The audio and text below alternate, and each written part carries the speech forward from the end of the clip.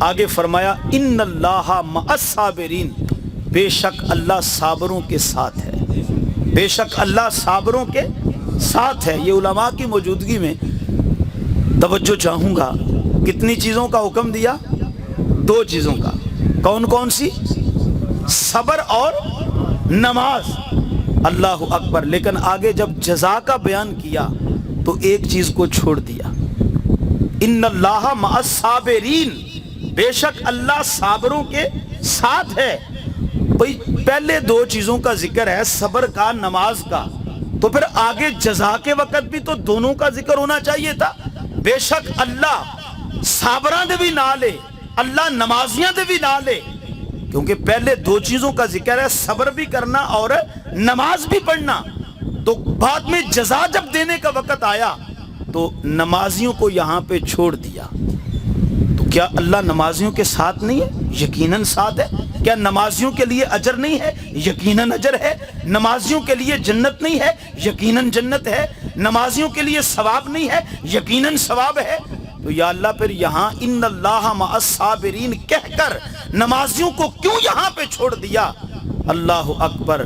اب آپ کی سماعتوں کی نظر یہ جملہ اور یہ نکتہ کرنا چاہتا ہوں، اگر آپ محبت کے ذوق اور شوق سے اس کو سنیں گے تو سینے میں ٹھنڈ پڑ جائے گی۔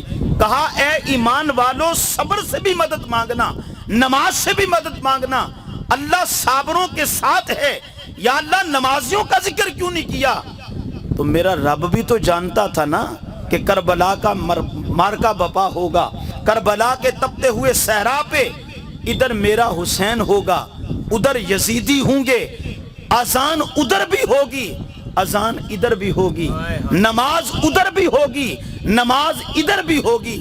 ہمارے شیخ القرآن علامہ عبدالغفور ہزاروی صاحب رحمۃ اللہ علیہ، آپ فرمایا کرتے تھے بلے ہوئے نمازیوں، یہ یزیدی لشکر سے آواز اٹھی نا حسین جلدی کرو، ہم نے نماز جمعہ بھی ادا کرنا ہے۔ تو عبدالغفور صاحب ہزاروی رحمۃ اللہ علیہ فرمایا کرتے تھے بلے ہو نمازیوں، کاہے کی تمہاری نماز ہے، کاہے کے تمہارے سجدے ہیں، ادھر نبی کے نواسے کو کاٹ رہے ہو، نبی کے خاندان کو کاٹ رہے ہو، ادھر کہتے ہو ہم نے نماز بھی پڑھنی ہے۔ تو خیر نماز ادھر بھی ہے، نماز ادھر بھی ہے، اذان ادھر بھی ہے، اذان ادھر بھی ہے۔ میرے رب نے کہا جب صبر کی بات کروں گا نا تو نمازیوں کو چھوڑ اس لیے دوں گا، میں جانتا ہوں کربلا کے میدان میں وہ واقعہ تو بعد میں ہونا ہے، قرآن نازل پہلے ہو گیا ہے، لیکن میرا رب علیم بذات الصدور ہے، رب کو ساری خبریں تھیں۔ فرمایا کربلا کے میدان میں کوئی یزیدی یہ ہی نہ کہہ دے کہ بھئی اللہ ہمارے بھی ساتھ ہے، اس لیے کہ نمازی تو ہم بھی ہیں، اذان تو ہم بھی دے رہے ہیں، اس لیے کہ قرآن کہتا ہے اللہ نمازیوں کے ساتھ بھی ہے۔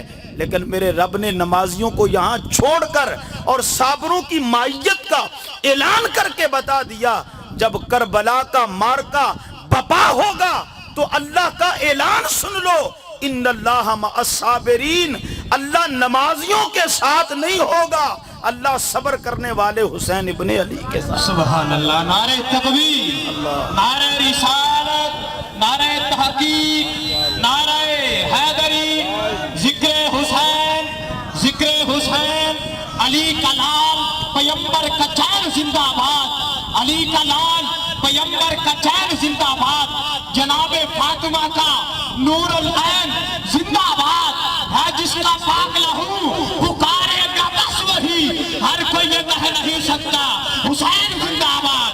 ہاتھ بلند کر کے ذکر حسین۔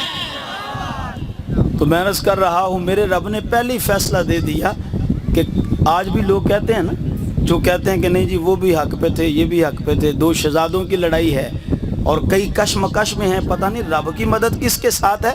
بھئی میرے رب نے تو پہلی فیصلہ دے دیا تھا ان اللہ مع الصابرین، اللہ صابراں دے نالے۔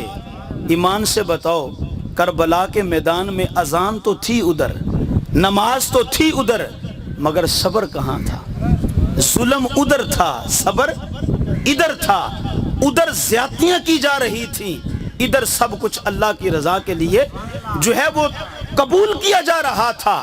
تو میرے رب نے کہا کربلا کے میدان میں میں حسین ابن علی کے ساتھ۔ پیر نصیر نے اسی لیے کہا تھا اللہ اہل بیت پیغمبر کے ساتھ ہے، اللہ اہل بیت پیغمبر کے ساتھ ہے، اسلام کا وقار اسی گھر کے ساتھ ہے۔